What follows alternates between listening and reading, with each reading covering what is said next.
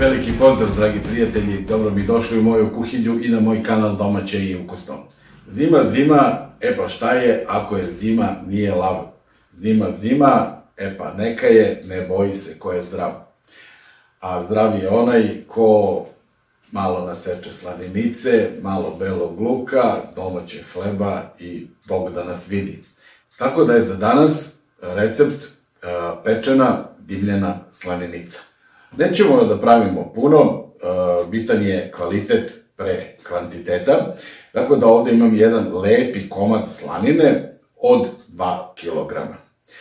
Njega ćemo za sada da začinimo, da ga usolimo i da ostavimo da se lepo izmarinira, da se usoli, neka 3, može 4 dana. Meso treba da upije sve ove fine arome, a da otpusti višak vode i tečnosti iz sebe. Evo šta nam je potrebno od začina i kako se ovo ide.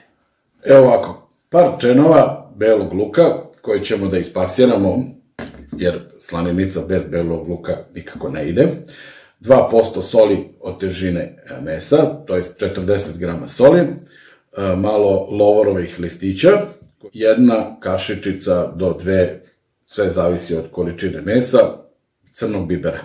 Slaninu ću prvo da natrljam belim lukom, dobro utrljam i umasiram. Na redu je lovorov list.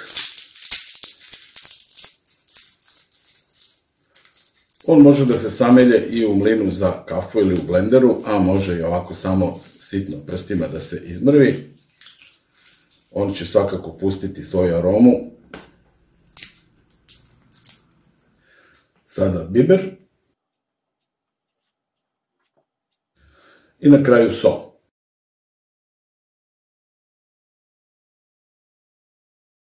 Sada ću slaninu da prebacim u jednu kutiju u kojoj će se marinirati. I to okrenuto ovako kožom na gore.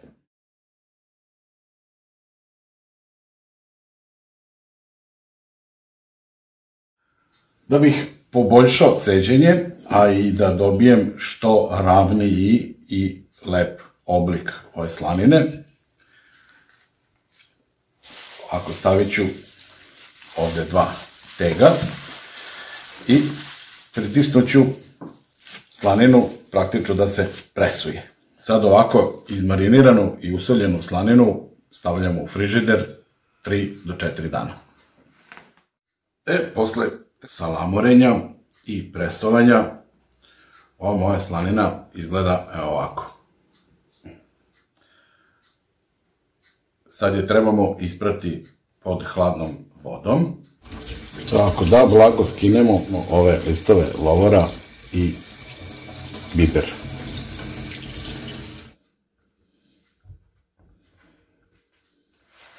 Slaninu sada malo osušim nekom krpom ili ubrosom i onda je prebacim u pleh.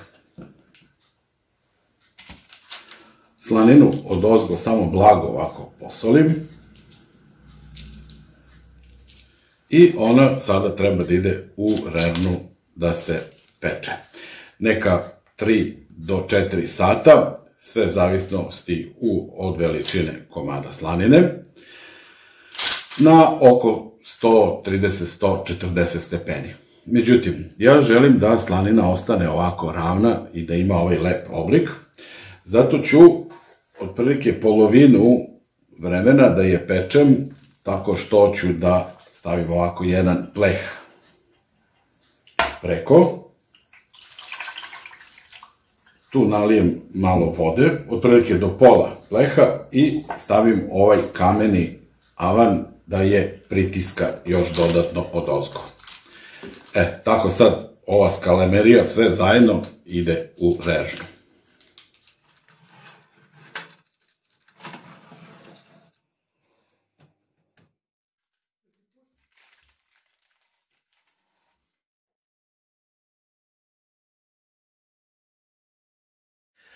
Evo, dragi moji, posle oko 4 sata laganog ovako pečenja u revni i tištenja, moja slaninica, ova začinjena, je gotova. Kada se prohladi, može lepo da se secka i da se jede. Međutim, pošto ja imam moju mini portable pušnicu domaćin, znači vrlo zgodna za ovako neke male komade, ja ću je sada intenzivno na 3 do 4 još dimljenja za jedan dan svega, da je još poboljšam, da ima još lepši i bolji ukus. A sad ja ovo nosim na dimljenje i vidjet ćemo sutra kako je konačno ispala.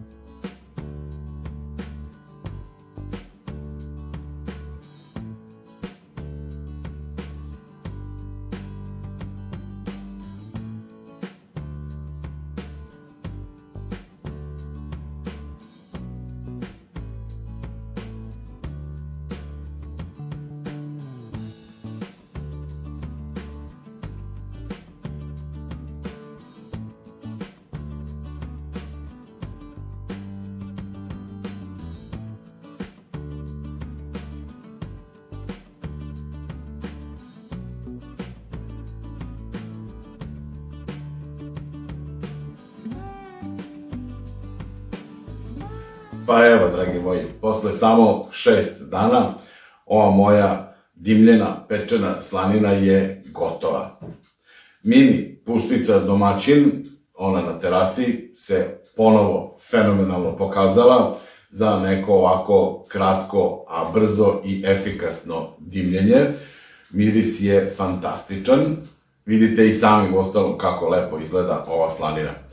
Dakle, jedan brz način kako da se napravi ovako vrlo jedna zanimljiva, ukusna, dobra slanina u odnosu na onaj tradicionalni recept za sušenje i dimljenje koji traje 3 do 4 nedelje. Vrlo zgodno za sendviče da se nasecka kao meze i tako dalje. Kad god vam zatreba, znači možete brzo da pripremite ovako kvalitetnu i ukusnu slaninu. E sad, još jedna stvar.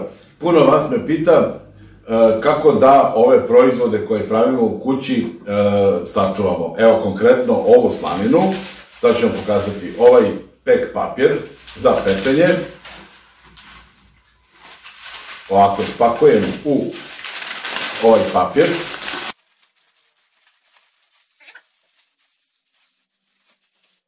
I to sad držimo u frižideru, u ovom slučaju do Božića. Vakuumiranje je isto odličan način za čuvanje, ili u frižideru ili u zamrzivaču, ali ovako će isto dosta dugo da traje, praktično kao i ona obična dimljena slanina. Eto, dragi prijatelji, to bi bilo to za ovaj video. Ja se nadam da vam je ovo bilo zanimljivo i korisno. Mi se vidimo u nekom od narednih. Do tada jedan veliki pozdrav od mene, a vi živi mi i zdravi bili. Ćao!